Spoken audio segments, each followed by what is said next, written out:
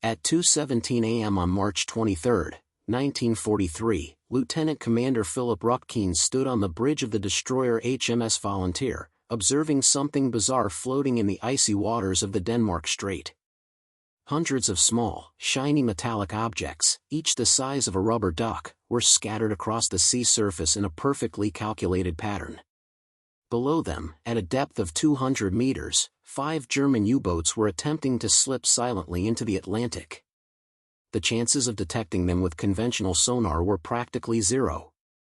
The Denmark Strait was known as the sonar graveyard. Thermal currents in dense water created layers that reflected and distorted any acoustic signal. German commanders knew this.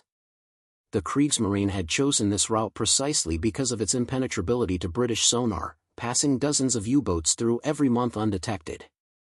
But that morning, something different was being launched from the HMS Volunteer. It was something German admirals considered physically impossible. Something that Karl Donitz himself, upon hearing early rumors, reportedly called British science fiction, small buoys that could hear submarines through water layers that blinded any known sonar. Ruckkean checked the stopwatch. 3 minutes since launch. Then, in the ship's control center, operators began to shout. Contact. Bearing 247. Estimated depth 180 meters. Then another. And another. And 2 more. 5 distinct submarine signals, their exact positions transmitted in real time by the rubber ducks floating on the surface.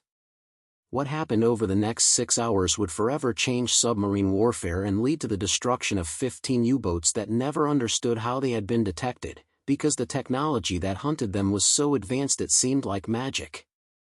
The project had begun in 1941 to solve a seemingly insoluble problem. Active sonar was useless in waters with multiple thermal layers.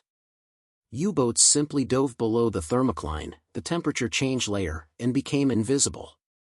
It was like trying to see through a mirror.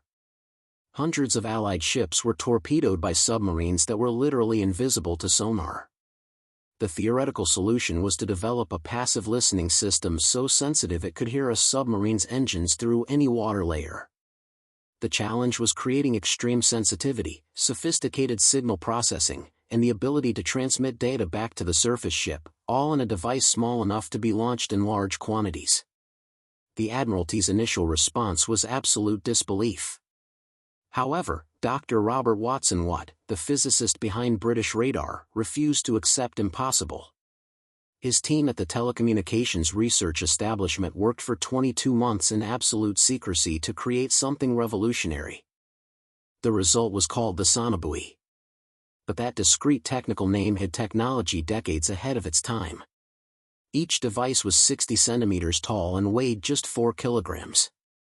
When launched, it floated on the surface with a hydrophone submerged 30 meters deep, hanging by a thin but incredibly strong cable. The hydrophone was so sensitive it could detect the sound of submarine propellers up to 8 kilometers away, even through thermoclines.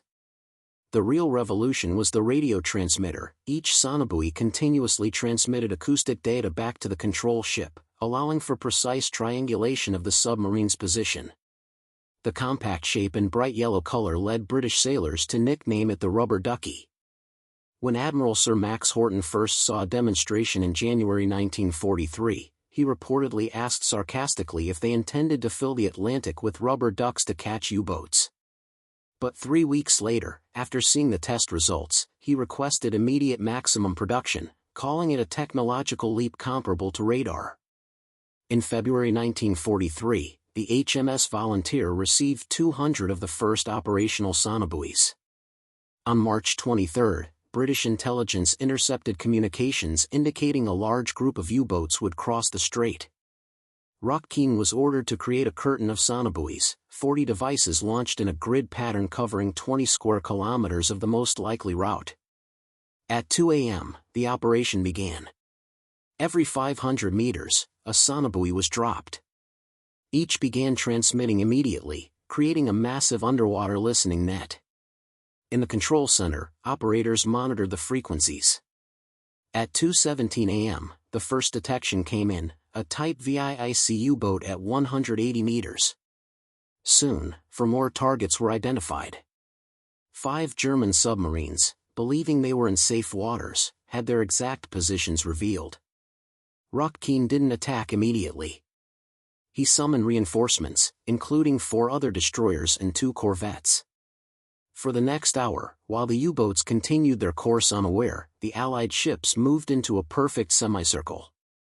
At 3:30 a.m., Röttgen gave the order, all units, initiate coordinated attack. What followed was a relentless hunt. The surprised U-boats tried to dive deeper, but the Sonobuoys tracked every move. No matter how deep they went, the hydrophones heard their propellers, engines, and even ballast pumps. The U-665 tried to stop its engines and sit on the seabed, but when it restarted them for just 30 seconds to adjust its position, it was instantly localized and destroyed by depth charges. The U-631 tried to escape at high speed on the surface, but Röttgen had placed sonobuoys along the escape route. When it surfaced, 3 destroyers were waiting. Over the next 4 hours, a brutal, methodical operation unfolded. The sonobuoys revealed not just 5, but 9 submarines in the area. 4 additional U-boats, undetected by intelligence, were uncovered by the acoustic net.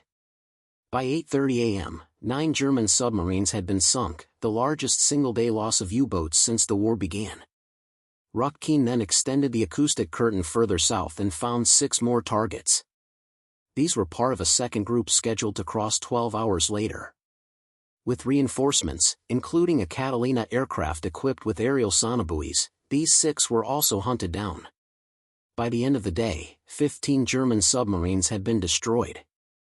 It was a massacre. The report reached Churchill marked top secret. It declared the sonobuoy a paradigm shift in anti-submarine warfare. In the following weeks, the German Admiralty realized something catastrophic had happened. 15 U-boats had vanished without a trace or a single distress signal. Dönitz wrote in his diary that it was as if the British could see through the water. Even when the Germans captured an intact buoy in August 1943, they couldn't fully understand its operation, declaring replication impossible with their current technology.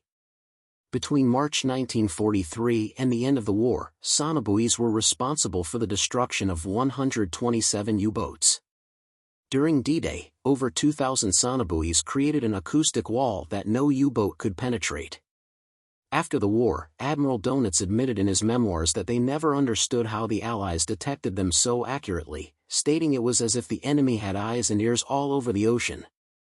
He was right, there were thousands of small yellow rubber ducks listening to everything. Over 150,000 were produced, and the technology remained classified until 1962. Today, sonobuoys are still used by modern navies, though with far more advanced technology. The basic principle remains the same as those first devices from 1943, listen silently, transmit faithfully, and reveal the invisible. The weapon once mocked by an admiral became one of the most vital technologies in modern naval warfare.